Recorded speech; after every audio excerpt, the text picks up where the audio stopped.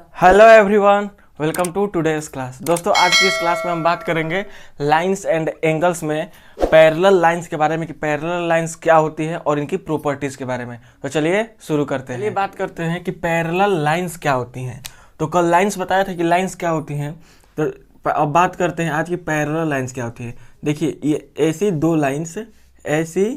Lines जिनके बीच का जो डिस्टेंस होता है, यानी कि ऐसी दो लाइंस जिनके बीच का जो डिस्टेंस हो वह हमेशा इक्वल रहे, वो हमेशा क्या हो, इक्वल रहे। तो इस प्रकार की लाइंस को हम लोग पैरेलल लाइंस बोलते हैं। मतलब ये कि अगर मैं इन दो लाइंस के बीच में अगर मैं डिस्टेंस मेजर कर रहे हैं तो वह डिस्टेंस यहाँ पे मेजर जो कर रहे हैं वही जो डिस्टेंस आप यहाँ पे मेजर कर रहे हैं वही डिस्टेंस आप यहाँ पे मेजर कर रहे हैं। यानी कि इन दोनों लाइंस के बीच में डिस्टेंस, आप कहीं पे भी डिस्टेंस मेजर करें, हर जगह डिस्टेंस वह सेम रहेगा, हर जगह डिस्टेंस कराएगा बराबर रहेगा।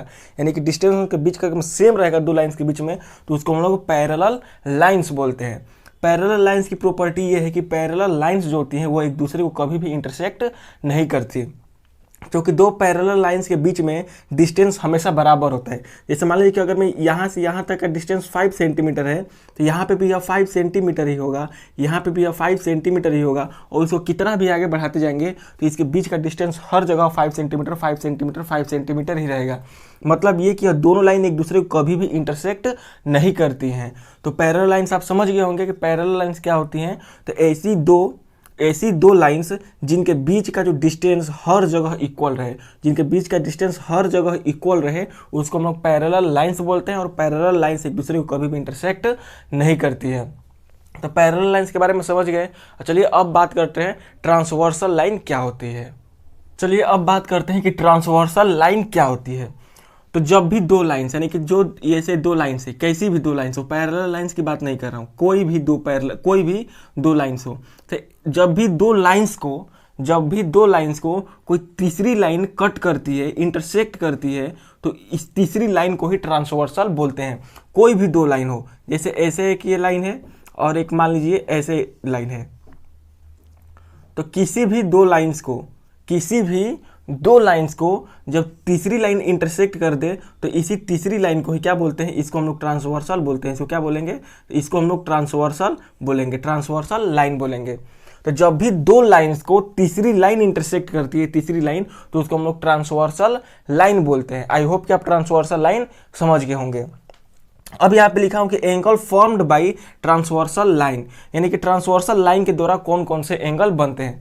तो देखिए, जब भी दो लाइंस को एक ट्रांसवर्सल लाइन कट करती है तो जो यहाँ पे देखिए ट्रांसवर्सल के एक तरफ ये वाला एंगल, ट्रांसवर्सल के एक तरफ लाइन के ऊपर, ट्रांसवर्सल के एक तरफ लाइन के ऊपर, इस एंगल का नाम 1 दे रहा हूँ और इस एंगल का नाम 2। तो ये जो दोनों एंगल 1 और एंगल 2 है, इसको हम लोग क्रॉसपोंडिंग एंगल बोलते हैं। क्रॉसपोंडिंग एंगल का मतलब क्या हुआ, तो ट्रांसवर्सल लाइन जब भी दो लाइंस को इंटरसेक्ट करती है तो क्रॉसपोंडिंग एंगल बनता है। क्रॉसपोंडिंग एंगल क्या होता है, तो ऐसे दो एंगल जो ट्रांसवर्सल के एक तरफ हो, देखिए एक ही साइड में हो। देखिए एंगल 1 जो है ट्रांसवर्सल के इस साइड में है, एंगल 2 भी ट्रांसवर्सल के इसी साइड में है। एंगल 1 इस लाइन के ऊपर है, एंगल 2 भी लाइन के ऊपर है। मतलब क्रॉसपोंडिंग मतलब एक जैसे एंगल, एक ट्रांसवर्सल के इस साइड है तो दूसरी भी उसी साइड रहेगी। एक लाइन के ऊपर है तो दूसरी भी लाइन के ऊपर ही रहेगी। जैसे यहाँ पे एंगल 1 और एंगल 2 क्या है, क्रॉसपोंडिंग एंगल है। तो पहला क्या होता है, पहला होता है corresponding angle, corresponding angle. Corresponding angle समझ गए। अब देखिए क्रॉसपोंडिंग एंगल समझ गए, अब बात करते हैं कि अल्टरनेट एंगल क्या होता है। तो जब भी दो लाइंस को तीसरी लाइन इंटरसेक्ट करती है तो तीसरी लाइन क्या कहलाती है, तो वो तीसरी लाइन जो होती है ट्रांसवर्सल कहलाती है। जो लाइन है क्या है, ट्रांसवर्सल कहलाती है। इस ट्रांसवर्सल से क्रॉसपोंडिंग एंगल का फॉर्मेशन हुआ है। दूसरी जो एंगल का फॉर्मेशन होता है वो होता है अल्टरनेट एंगल। अल्टरनेट का मतलब अगर मैं एक ट्रांसवर्सल के इस साइड है तो दूसरी ट्रांसवर्सल के इस साइड होगी। एक ट्रांसवर्सल के इस साइड है तो दूसरी ट्रांसवर्सल के इस साइड होगी। एक लाइन के नीचे है तो एक लाइन के ऊपर होगी। जैसे इस एंगल का नाम अगर मैं 3 दे दूं और इस एंगल का नाम 4 दे दूं, तो 3 और 4 क्या है, अल्टरनेट एंगल है। दूसरा एंगल का जो फॉर्मेशन होता है उसको हम लोग अल्टरनेट एंगल बोलते हैं। क्या बोलते हैं, अल्टरनेट एंगल। अल्टरनेट एंगल क्या होता है, तो अल्टरनेट एंगल मतलब एक ट्रांसवर्सल के इस तरफ है तो दूसरा जो एंगल होगा ट्रांसवर्सल के दूसरी तरफ होगा।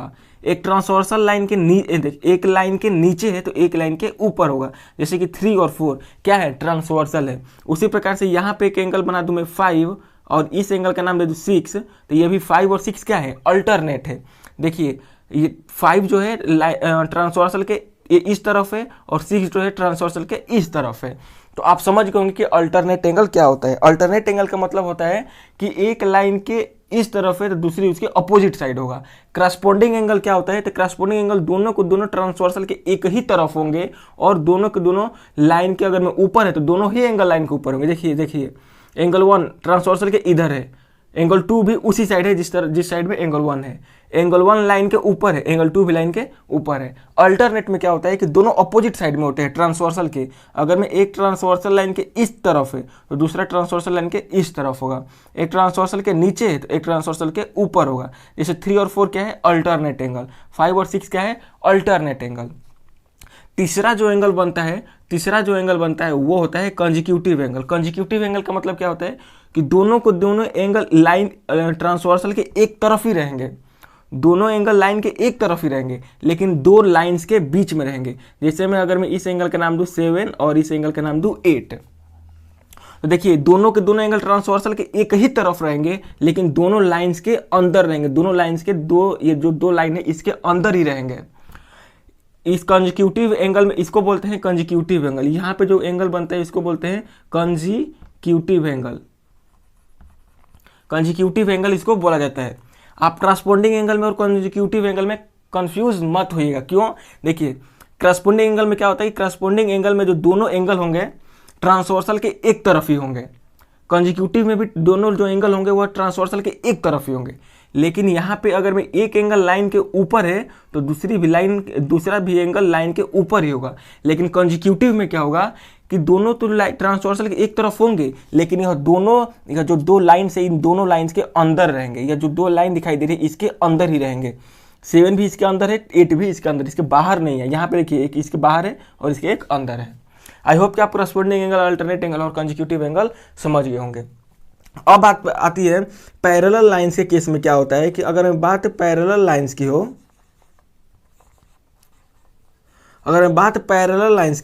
तो जब भी दो पैरेलल लाइंस को क्या होता है कि जब भी दो पैरेलल लाइंस को कोई तीसरी ट्रांसवर्सल लाइन क्या करती है, कट करती है।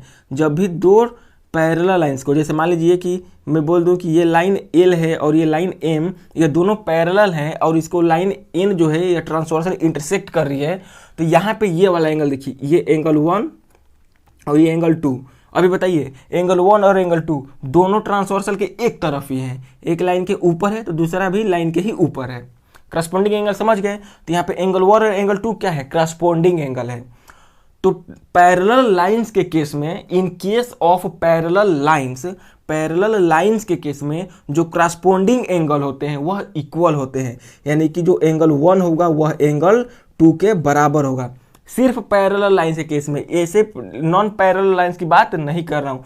नॉन पैरेलल लाइंस के केस में यह जो करस्पॉन्डिंग एंगल है यह इक्वल नहीं भी हो सकते हैं, हो भी सकते हैं। लेकिन पैरेलल लाइन के केस में बात कर रहा हूँ कि अगर मैं दो पैरेलल लाइन हो और उसको कोई तीसरी ट्रांसवर्सल कट करती है तो जो करस्पॉन्डिंग एंगल बनते हैं, जैसे यहाँ पे एंगल 1 और एंगल 2 बन रहा है, यह इक्वल होंगे। उसी प्रकार से यहाँ पे अगर मैं बोलूँ, जैसे मान लीजिए इस एंगल का नाम 3 दे दूँ और इस एंगल का नाम 4 दे दूँ, तो यहाँ पे एंगल 3 और एंगल 4 क्या है, करस्पॉन्डिंग एंगल है। तो एंगल 3 और एंगल 4 भी क्या होंगे, एंगल 3 और एंगल 4 भी इक्वल होंगे। उसी प्रकार से देखिएगा कि जब भी दो पैरेलल लाइंस को, जैसे कि मान लीजिए कि दो पैरेलल लाइंस में बना दे रहा हूँ, एक पैरेलल लाइन एम एल है और एक एम है। जब भी इसको कोई तीसरी लाइन कट करेगी तो इसको हम लोग क्या बोलेंगे, ट्रांसवर्सल बोलेंगे। तो मान लीजिए कि तीसरी लाइन एन है, तो अल्टरनेट एंगल क्या होता है, देखिए ये एक एंगल के इस तरफ है तो दूसरा एंगल के इस तरफ होगा। अगर मैं इसको एंगल 5 दूं नाम और इसका नाम मैं एंगल 6 दूं, तो देखिए 5 जो एंगल है ट्रांसवर्सल के लेफ्ट साइड में है, एंगल 6 जो है ट्रांसवर्सल के राइट साइड में है। और देखिए ये लाइन के नीचे है तो ये लाइन के ऊपर है। अल्टरनेट मतलब लाइन के नीचे है तो एक लाइन के ऊपर होगा, एक ट्रांसवर्सल के इस तरफ है तो एक ट्रांसवर्सल के इस तरफ होगा। देखिए 5 और 6 क्या है, अल्टरनेट एंगल है। तो पैरेलल लाइंस के केस में अल्टरनेट एंगल भी इक्वल होते हैं। जब पैरेलल लाइंस होती हैं तो उस केस में अल्टरनेट एंगल भी क्या होते हैं, इक्वल होते हैं। यानी कि जब दो पैरेलल लाइंस को एक ट्रांसवर्सल कट करेगी तो उस केस में करस्पॉन्डिंग एंगल इक्वल होते हैं, अल्टरनेट एंगल भी इक्वल होते हैं। देखिए जैसे 5 और 6 अल्टरनेट एंगल ये इक्वल होंगे।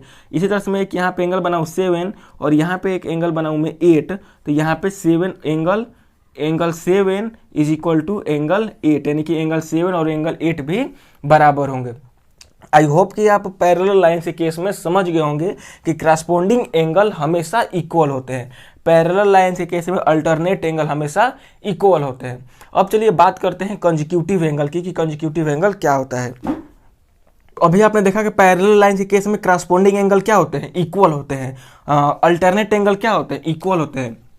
अब बात करते हैं कंजिक्यूटिव एंगल के बारे में कि कंजिक्यूटिव एंगल क्या होता है। देखिए यहाँ पे मान लीजिए कि ये दो लाइन है, एक लाइन का नाम एल दे रहा हूँ, एक लाइन का नाम मैं एम दे रहा हूँ, और इसको कोई तीसरी ट्रांसवर्सल लाइन क्या कर रही है, कट कर रही है, इसका नाम मान लीजिए मैं एन दे रहा हूँ। तो कंजिक्यूटिव एंगल क्या होता है, कंजिक्यूटिव एंगल बताया था कि दोनों के दोनों एंगल जो होंगे ट्रांसवर्सल के एक तरफ ही होंगे। अगर मैं ये वाला ट्रांसवर्सल के इस तरफ है तो दूसरा वाला भी एंगल ट्रांसवर्सल के इधर ही होगा। अगर मैं ये लाइन के नीचे है तो ये लाइन के ऊपर होगा। मतलब ये कंजिक्यूटिव एंगल क्या होते हैं कि तो कंजिक्यूटिव एंगल में दोनों जो एंगल होंगे ट्रांसवर्सल के एक तरफ ही होंगे, लेकिन दोनों लाइंस के बीच में होंगे, या जो दोनों लाइन है इसके अंदर होंगे और ट्रांसवर्सल के एक तरफ ही होंगे, जिसको हम लोग क्या बोलते हैं, कंजिक्यूटिव एंगल बोलते हैं। जैसे एग्जाम्पल में मैं इस एंगल का नाम 9 दूँ और इस एंगल का नाम 10 दूँ, तो कंजिक्यूटिव एंगल में क्या होता है, तो जब दो पैरेलल लाइंस को ट्रांसवर्सल कट करती है तो कंजिक्यूटिव एंगल का जो सम होता है वो 180 डिग्री होता है। मतलब ये कि angle 9 plus angle 10, angle 9 plus angle 10 को आप जोड़ेंगे तो 180 डिग्री के बराबर रहेगा। यानी कि पैरेलल लाइंस को जब ट्रांसवर्सल कट करती है तो कंजिक्यूटिव एंगल का जो सम होता है वो 180 डिग्री होता है। उसी प्रकार से मैं अगर मैं इस एंगल का नाम दे दूँ 11 और इस वाले एंगल का नाम मैं दे दूँ 12, तो एंगल 11 और एंगल 12 क्या होंगे, कंजिक्यूटिव एंगल। क्यों, क्योंकि एंगल 11 और एंगल 12 दोनों को दोनों ट्रांसवर्सल के एक ही तरफ है और दोनों के दोनों लाइन के अंदर ही हैं। तो एंगल 11 प्लस एंगल 12 इनका जो सम होगा वो कितना होगा, 180 डिग्री के बराबर होगा। आई होप कि आप लाइन्स एंड एंगल्स में ट्रांसवर्सल लाइन समझ गए होंगे। ट्रांसवर्सल लाइन क्या होता है, तो जब भी कि कोई दो लाइन को तीसरी लाइन इंटरसेक्ट करती है तो उसे ट्रांसवर्सल लाइन बोलते हैं। ट्रांसवर्सल लाइन के द्वारा कैसे कौन कौन सा एंगल बनता है, तो बनता है पहला जो एंगल बनता है वो होता है करस्पॉन्डिंग एंगल, करस्पॉन्डिंग एंगल। दूसरा जो एंगल बनता है ये, तो इसको बोलते हैं अल्टरनेट एंगल। क्या बोलते हैं, अल्टरनेट एंगल, अल्टरनेट एंगल। और जो तीसरा एंगल का जो फॉर्मेशन होता है इसको हम लोग बोलते हैं कंजिक्यूटिव एंगल। इसको क्या बोलते हैं, इसको बोलते हैं कंजिक्यूटिव एंगल। तो ट्रांसवर्सल के लाइन के द्वारा 3 प्रकार के एंगल का फॉर्मेशन होता है, करस्पॉन्डिंग एंगल, अल्टरनेट एंगल और कंजिक्यूटिव एंगल। लेकिन जब दो पैरेलल लाइंस को ट्रांसवर्सल कट करती है तो लाइन के ट्रांसवर्सल के एक ही तरफ, लेकिन एक लाइन के ऊपर है तो दूसरी लाइन के भी ऊपर है, जैसे एंगल 1 और एंगल 2, ये क्या है, करस्पॉन्डिंग एंगल है। अल्टरनेट दोनों अलग अलग अपोजिट साइड में होंगे, एक इस तरफ है तो दूसरे इस तरफ होगा। कंजिक्यूटिव एंगल दोनों लाइन ट्रांसवर्सल के एक ही तरफ होंगे, लेकिन यह जो लाइन है दोनों लाइन के अंदर ही होंगे। पैरेलल लाइंस के केस में जो करस्पॉन्डिंग एंगल होते हैं वो हमेशा इक्वल होते हैं, अल्टरनेट एंगल भी हमेशा इक्वल होते हैं, और कंजिक्यूटिव एंगल का जो सम होता है वह 180 डिग्री होता है। आई होप कि आप लाइंस एंड एंगल्स का आज की यह क्लास समझ में आ गया होगा। तो अगर मैं आपको आज का क्लास अच्छा लगा हो तो प्लीज़ इस वीडियो को लाइक करिएगा, और चैनल पर नए हो तो प्लीज़ सब्सक्राइब भी जरूर करिएगा। धन्यवाद।